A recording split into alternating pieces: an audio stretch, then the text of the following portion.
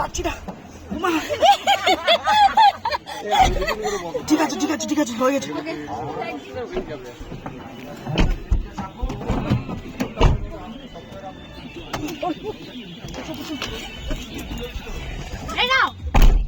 আমি তাহলে বেরিয়ে যাচ্ছি নাকি? সবাই দেখো আমরা মেকআপে বেরিয়েছি, তার জন্য আমাদের একটা গাড়িতে দেখো কাকুলি মুখ দেখাতে পারছে না, মনুয়া পড়ছে কোলে, আমি এখানে বাবা কপালে মেরেছে। আর এখানে একজন। আমি বাড়ি যাবো, আমি এয়ারপোর্ট নেমে যাবো ভাই। এটাকে একে আমরা পার্সেল করবো, থেকে আমরা নামিয়ে দেবো এয়ারপোর্টে, পার্সেল করবো আমরা সব কোলে কোলে এভাবে যাচ্ছে। উনি একটা জিনিস হ্যাঁ ওকে পার্সেল করে আমরা আগরতলা ট্রান্সফার করছি, বাট মিস করবো তোমাকে আমরা। আগরতলা ট্রান্সফার করা হচ্ছে, খুব এনজয় করছি। তো হ্যালো এভরিওয়ান, আজকে আমরা যাচ্ছি হচ্ছে আমার একটা পার্টি মেকআপ আছে কলকাতাতে, সেটা হচ্ছে রুবি বাইপাস ধাবার ওখানে। তো সেখানে আমরা সবাই মিলে বেরিয়েছি, তো অনেকজন পার্টি মেকআপ আছে। তো দেখতেই পাচ্ছ গাড়িটা বুক করে নিয়েছি, তো এখন আমরা যাবো, চলো টাটা।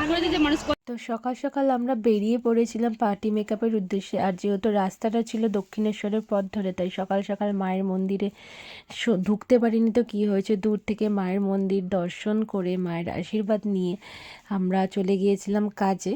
তো গাড়িতে যেতে যেতে মজা হচ্ছিল, বাট একটু মন খারাপ হচ্ছিল, কারণ আমাদের সাথে আমরা সবাই যাচ্ছি, বাট দীপাঞ্জন চলে যেতে পারছে না আমাদের সাথে, কারণ ওকে সেদিন বাড়ি যেতে হয়েছিল কিছু পার্সোনাল কাজের জন্য।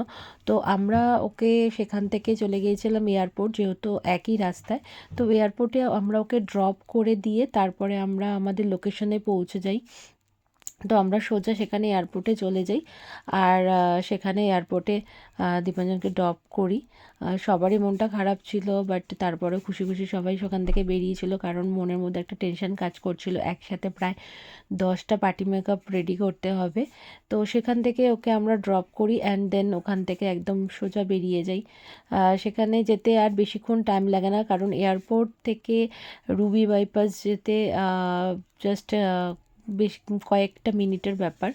তো সেখান থেকে আমরা পৌঁছে যাই, আর রাস্তায় যেতে যেতে ওদেরকে আমরা ফোন করে নিই যে কোথায় কিভাবে যেতে হবে।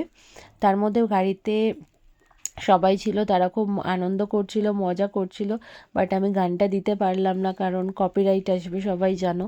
তো ওরা খুব মজা করছিল, যেতে যেতে নাচানাচি করছিল, যেন মনে হচ্ছে ওরা কাজে যাচ্ছে না, ওরা কোনো বিয়ের কোনো অকেশানে ওরা বরযাত্রী কি কন্যাযাত্রী যাচ্ছে দেখে মনে হচ্ছে। ওরা জাস্ট আমার সাথে যেতে খুব পছন্দ করে আর মজাও করে। সব আমরা বেরোলে একসাথে প্রচুর আনন্দ করি, মজা করি। কেউ বলবে না ওরা আমার স্টুডেন্ট, ব্যাস বন্ধুর মতন আমরা সবাই মিশি। তারপরে দেখতে থাকো।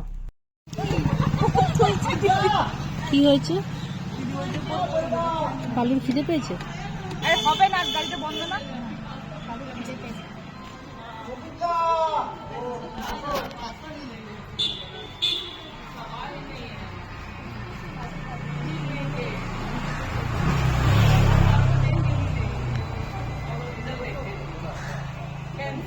আমরা সেখানে টাইমের অনেক আগে পৌঁছে যাই, প্রায় 1 ঘন্টা আমরা তো ওখানে ওয়েট করি, তারপরে সবাই আসে। যেহেতু প্রায় 10 জনের পার্টি মেকআপ ছিল, তার জন্য সবাইকে একসাথে না ঢুকিয়ে 3-4 জন করে একসাথে পার্টি মেকআপ করছিলাম। তো এখানে মনোয়ার হেয়ার স্টাইলিং করছিল, আমি এদিকে কিছু 2জন রেডি হওয়ার পরে তাদের ভিডিও করে নিচ্ছিলাম। সবার ভিডিও নিতে পারিনি, কারণ টাইমের অভাবে তাদেরও একটু তাড়া লেগেছিল যে তারা তাড়াতাড়ি বেরোবে। আর এদিক দিয়ে আমি একে রেডি করে ফেলেছিলাম, হেয়ার স্টাইলিংও করা হয়ে গেছিলো, খুব ফাস্ট রেডি করা হয়েছে। তো ওর লুকটা কেমন লেগেছে তোমরা কিন্তু অবশ্যই কমেন্ট করে জানাবে। ও একটা হোয়াইট কালারের লেহেঙ্গা পরেছিল, ভীষণ সুন্দর লেহেঙ্গাটা, আর ওকেও খুব সুন্দর দেখতে লাগছে। তোমাদেরও কেমন লাগলো অবশ্যই কিন্তু আমাকে কমেন্ট করে জানাবে, তাতে আমার খুব ভালো লাগে তোমরা কমেন্ট করলে। তারপর আমরা ওখান থেকে বেরোই, প্রায় তখন ঘড়িতে বাজছিল রাত 9টা।